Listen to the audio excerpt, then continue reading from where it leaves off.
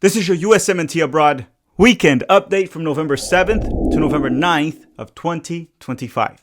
Hello. If you're new here, I'm Filippo and welcome to Tactical Manager TV. And welcome to the US Men's National Team Abroad series, where every single Monday we update you on how the Yanks did abroad over the weekend. Now, you may be asking yourself, what is Tom Cruise doing with the Guatemalan jersey?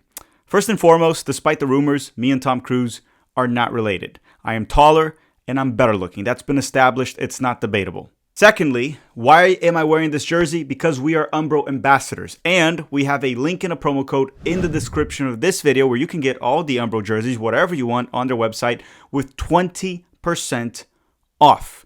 And you can use that multiple times for many different orders. All you have to do is use the link and the promo code at the same time. And with that said, don't forget to drop a like in this video. Help us hit 1,000 likes and let us know in the comment section down below who is your USMNT Abroad player of the weekend. Let's roll the intro and start the weekend recap. Oh, wait. Actually, before the intro comes up, don't forget, this is US Men's National Team Week, right? We play on Saturday against Paraguay, and the next week we play against Uruguay. So we will be doing match previews, live watch-alongs, and much more.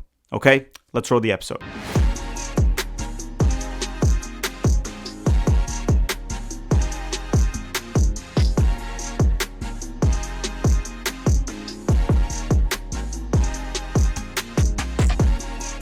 Okay, let's start with the Americans that play in Italy, a country that unfortunately doesn't like to put pineapple on pizza, even though pineapple totally belongs on pizza. So let's go to the Serie A. Why don't we start with Christian Pulisic and Ben Cremaschi? Okay, Pulisic from Milan, Cremaschi from Parma, because Milan and Parma clashed over the weekend. And on Saturday, Pulisic was back from his hamstring injury, and he started off the bench and was subbed in the 70th minute for Milan during their 2-2 draw with Parma. And Pulisic was not available for roughly 3 weeks due to injury. With that said, how did he do? I thought Pulisic looked quite good. He was sharp, moving well, helping set up his teammates. He put some nice through balls and he should have gotten an assist, but his teammate was wasteful and missed the target, and he didn't get the assist because of that. Now, he didn't really look like a player that was coming back from injury. His work rate was good. Everything looked great. The only bad moment from him, in my opinion, was when Rafael Leão, set up Christian Pulisic for a great chance. Essentially a 1v1 with the goalkeeper, but Pulisic missed the target. His shot went wide. And you have to score those. And to be fair, Christian Pulisic usually does score those.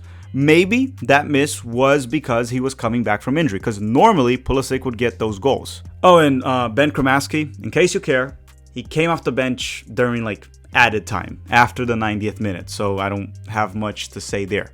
Next up, we have Yunus Musa from Atalanta, and he stayed on the bench the full 90 minutes once again. And if I'm not mistaken, they were up 3-0 with at least 15 minutes left, and they still didn't play Musa. So Milan doesn't want Musa, so they loaned him out to Atalanta. Atalanta has him on a loan, and it looks like Atalanta doesn't want Musa. So I'll say this, it might not happen because he should still have a market in Europe, but I wouldn't be surprised if Musa is in MLS next summer. Now, will he be in the World Cup? Probably not. Which is weird because when you go back to the 2022 World Cup, he was one of our best performers. He was amazing against England. Actually, Musa, much younger, had a very good World Cup. But then in 2026, he's likely not going to be there. It feels like he has regressed. Regardless, let's move on. Let's talk about Weston McKennie from Juventus. And on Saturday, McKennie started and played the full 90 minutes for Juve during their 0-0 draw with Torino. So I actually only tuned in the final 30 minutes of this game. I don't quite remember why. And McKennie was playing as a right wing back, but he was pushed very high up the field in possession, even looking like a shadow striker at times in the box. He was really crashing the box during this game. He almost scored off a header that was saved by the goalkeeper, and then he had another header that almost led to a goal. Let's just put it this way. McKennie's head game was quite good against Torino. Now, I can't comment on his overall performance. I didn't watch the first hour of this game, but in those final 30 minutes, he was quite good. He's also fit. He was the player that covered the most ground in this game. Yeah, he ran a lot. So overall, I thought it was a positive performance from McKennie in the final 30 minutes. The first 60, I don't know, but he probably did fine. Next up, we have the Americans that play in England, a country that actually does put pineapple on pizza. So let's go and talk about the Americans in the Premier League. The first one being Anthony Robinson from Fulham. Unfortunately, he's still injured because of his knee. His knee is messed up. I don't know. There were rumors that maybe the doctor messed up the surgery. Who knows? He should have been back earlier this season, like 2-3 months ago, and he's still not fully fit. Am I concerned? Yes. So let's just move on. Next up, we have Chris Richards from Crystal Palace. And on Sunday, Richards started and played the full 90 minutes for Crystal Palace, helping them hold a 0-0 draw with Brighton. So he did his job. The whole defense did their job. They held a clean sheet, but no one scored. Now, Richards has been a key player for their defense, which, by the way, they are third in least amount of goals conceded in the Premier League this season, with only 9 goals conceded in 11 games. The only 2 teams that have better numbers are Arsenal and Man City. That's pretty good if you ask me. Next up, we have Tyler Adams from Bournemouth. And on Sunday, Tyler started and played the full 90 minutes for Bournemouth during their 4-0 loss to Aston Villa. Okay, so Tyler wasn't really at fault for any of the goals they conceded, but he didn't really play well in possession or even defensively. Now, to be fair, that was the case for the entire Bournemouth side. Now, Tyler Adams also got knocked out early in the game. It was a very hard hit to his head. It was kind of scary, and he went down for a few minutes, and when he got up, he looked confused. Like, this guy was as confused as Berhalter coaching the US men's national team. It was pretty bad. And what I want to say about that is I don't know if that affected his performance or not. He stayed in the game, so he should be fine. What shocked me was that they let him come back to the game, because if you go back and you watch that scene and when he got up, the dude looked confused. It looked like he might have had or might have right now a concussion, but they let him go back and he played the entire game. Now, did that affect his performance? Maybe. I don't know. I mean, the entire Bournemouth side was kind of bad. But again, it was just a very scary moment. Last but not least, in England, we have Brendan Aronson from Leeds. And on Sunday, Aronson started and played 74 minutes for Leeds during their 3-1 loss to Nottingham Forest. And Brendan actually got the assist for the goal scored by Leeds United. It was just a sideways pass, so it wasn't anything brilliant, but it was an assist. By definition, it was a real assist. Now, in terms of his performance, I didn't get to watch Leeds this weekend, but I heard it was bad. Like, very, very bad. Now, before we continue, once again, don't forget to use our Umbro promo code. The link and promo code are in the description of this video. Use both. You'll get 20% off anything you buy in the website. Doesn't have to only be these beautiful jerseys. By the way, the El Salvador one is a banger. The Guatemala one, another banger. And they have many others, including Santos, for example, the Brazilian Giants. Okay, that's all. Let's move on and talk about the Americans in the Bundesliga. The first one being Malik Tillman from Bayer Leverkusen. And on Saturday, Tillman was back from injury. He started off the bench and was subbed in at halftime for Leverkusen during their 6-0 win over Heidenheim. So they were up 5-0 at halftime. The game was dead. And this was the perfect game for Tillman to come back from injury. And he was fine. He was involved in the game quite a bit. You know, he kind of got rid of that post-injury rust, and he should be back in the starting 11 right after the international break. Okay, next up we have Joe Scally and Gio Reyna from Borussia Mönchengladbach. And on Saturday, Scally started and played the full 90 minutes for Gladbach during their 3-1 win over Cologne. Which, by the way, I guess I found out that Gladbach versus Cologne is a derby. As for Gio Reyna, they were up 3-0 and he got like 15 minutes off the bench plus 11 of added time. So he played a total of 25 minutes, which is fine. But then again, they were up 3-0. In basketball terms, we would call that garbage time. Gio Reyna went from getting garbage time minutes for Borussia Dortmund to getting garbage time minutes for Borussia Mönchengladbach. Which is crazy because 4 years ago, Gio Reyna was actually a top prospect in the world. He was in the Copa Trophy finalists, right? The nominees. He was like a top 10 prospect in the world. And since, because of drama with his family, Berhalter, injuries, maybe the mentality was not there, just so much has gone wrong that I'm not going to call him a flop. I wouldn't say he's a flop, but he's closer to a flop than to an actual elite player at this point. Could he still, get back on track? Of course. I believe he's 22 right now. But for how long have we been hoping for him to get it on track? And things just aren't really going his way. Now, hopefully he does by the World Cup. I'm just saying that I'm starting to lose hope. And I know a lot of you have already lost hope. Now we're going to talk about Noah Kai Banks from Augsburg. And on Sunday, Banks started and played 62 minutes for Augsburg during their 3-2 loss to Stuttgart. So overall, I thought Banks had a good game. He was solid, but he was at fault for the second goal they conceded. Not the only one at fault, but one of them, right? Could have done better on the cross, could have gotten tighter to the opponent. Oh well, it happens. But again, he's a young center back. The talent is there. I'm not really concerned. He looked fine in the Bundesliga once again. The long-term potential is still very promising. He's very athletic, good on 1v1 defending, right, in isolation, good on the ball. He's a ball-playing defender, great at reading the game. So he has all the tools to succeed at a high level. He's just very young and inconsistent. Last but not least, in Germany, we have James Sands from St. Pauli. And on Sunday, Sands started and played 68 minutes, which is 1 minute short of 69. Nice. During their 2-1 loss to Freiburg. And then we're going to leave Germany and go to Spain. We only have one American there to talk about, and his name is Johnny Cardoso from Atletico Madrid. Johnny's back from the ankle injury. He was out for like 2 months almost, but he's back, and he was available for Atletico Madrid for the second consecutive game, but he did stay on the bench the full 90 minutes. However, once we're back from international break, I expect those minutes to start ramping back up, as before he got injured, he was actually starting for Atletico Madrid. Okay, and here's that Santos jersey that I told you about. Beautiful jersey, by the way. I just can't really wear it because I'm a Palmeiras fan and they're rivals in Brazil. So next up, let's talk about the Americans in France in Ligue 1. The first one being forwarding Balogun for Monaco. And on Saturday, Balogun started and played just 45 minutes for Monaco during their 4-1 loss to Lens. So Balogun drew the penalty kick and converted the 1 goal that Monaco scored in the first half. So far so good, right?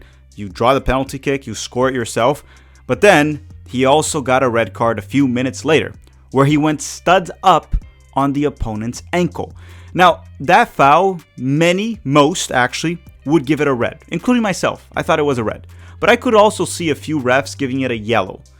Regardless of what you think, it was a very stupid challenge. It sucks because he had just scored, that killed his momentum, and he is now suspended for their next game. Next up is Tim Weah from Olympique Marseille. He was back from injury, actually earlier than I expected. I thought he was going to be back after the international break, but he was back. However, he stayed on the bench for Olympique Marseille the entire game, the full 90 minutes. So let's skip Weah and talk about Marc McKenzie from Toulouse. And on Sunday, McKenzie started and played 80 minutes for Toulouse during their 1-1 draw with Lorient. So there were reports that he was subbed out early due to injury, but I couldn't really find anything on what it was, and I didn't really watch Toulouse play Lorient this weekend. So for now, I'm just going to assume that it was precaution because I didn't see any reports that he was like cut from the US men's national team camp. So he should be fine. Last but not least, in France, we have Tanner Tessman from Lyon. And on Sunday, Tessman started and played the full 90 minutes for Lyon during their 3-2 loss to PSG. Now look, Tessman wasn't as bad as some Lyon fans made it sound like, but he also didn't have a good game. He had a bad game. It just wasn't a disaster class like some made it sound like. The second goal was all on him. He was super casual and slow with the ball when they were building out of the back.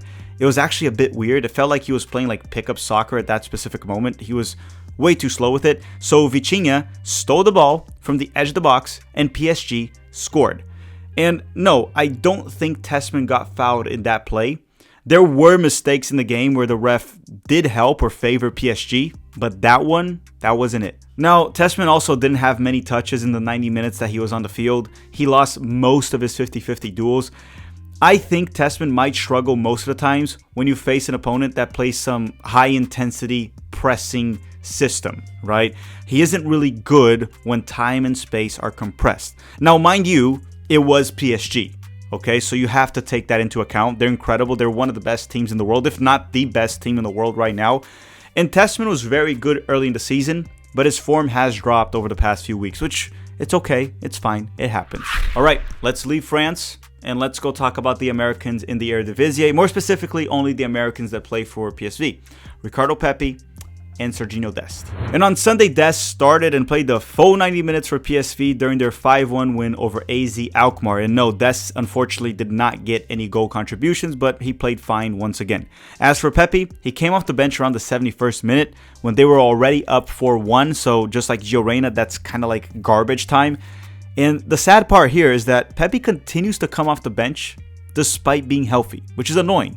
Because we can kind of just accept the fact that he is actually a backup for PSV this season, even though Luuk de Jong is gone. Okay, let's go back to England and talk about the Americans in the EFL Championship. The first one being Josh Sargent from Norwich. And on Saturday, Sargent started and played the full 90 minutes for Norwich during their 2-1 loss to Leicester. So listen to this. Norwich has not won a single game over the past 11 games in the EFL Championship, and they're in the relegation zone. Sargent has also been held scoreless over the past 11 games in the EFL Championship. Josh Sargent, get ready to learn some MLS, buddy. He might be in MLS next year. Trust me, if Norwich gets relegated, Sargent will very likely be in MLS. Even though there are rumors that Burnley is interested, I think it's more likely that Sargent will end up in Major League Soccer. Next up, we have Haji Wright from Coventry. And on Saturday, Haji Wright started and played 84 minutes for Coventry that leads the EFL Championship during their 1-0 win over Stoke City. So with this win, as I said, they lead the league with a 5-point gap to the second place team, which is Middlesbrough. Speaking of Middlesbrough, let's talk about Aidan Morris from Middlesbrough. And on Saturday, Aidan Morris started and played the full 90 minutes for Middlesbrough during their 2-1 win over Birmingham City. And Aidan was actually pretty good. He was the most fouled player in the game with 4 fouls drawn. He also won the most duels with 8 total. On top of that, he got an assist. Or shall I say, assist. He kind of shot on goal, but it was a very weak shot. And then his teammate deflected it on purpose into the back of the net. So it was an assist, but it was not intentional. If you rewatch that specific play, you can kind of see that Aidan was trying to shoot it on goal, but it was a very weak shot. It would have never gone in. His teammate deflected it into the back of the net. Regardless, he had a very good game. Next up, or last player that we're going to talk about today, is Patrick Agyemang from Derby County. And on Saturday, Agyemang started and played 71 minutes for Derby during their 2-1 win over Blackburn. Now, I didn't watch Agyemang this weekend. I had better things to do, but he did score Derby's second goal, and it was a nice goal. He won the header to score Derby and get them the 2-0 lead. I'm going to say this. Agyemang sucks on almost every single aspect of this game, like winning 50-50 duels, his hold-up game, finishing, combination play. I would hope, due to his size, he would score more headers. But so far, I would say so good when it comes to that. He has 2 goals in the EFL Championship since he has arrived. Both of them were headers. He has to keep taking advantage of that. Okay, who is my US Men's National Team Abroad Player of the Weekend? And this may be funny to you, but I'm going to say Agyemang, right? He scored a goal. All other players didn't really score besides Balogun, but Balogun got a red card. Okay, that has to have me deducting a few points from his rating. I was between Agyemang and Aidan Morris, but Aidan Morris had a good game, but it was an accidental assist, and goal contributions matter quite a bit. Agyemang scored a goal, so as much as this might surprise many, and I understand that scoring a goal or getting assists doesn't really define an overall performance. Like Pulisic didn't get a goal contribution, but he was quite good, along with many other players like Chris Richards. But I'm going to give it to Agyemang this week, and I still don't rate the guy, but let's just do it. The player of the weekend is Patrick Agyemang. Let me know yours in the comment section down below. Alright everyone, thank you very much for watching. Don't forget to drop a like before you go, and don't forget to also use our link and promo code for Umbro. You will get 20% off anything you buy. You can buy Christmas gifts or something for yourself, and in the process, you're also helping the channel. Thank you very much for watching, and have a great day.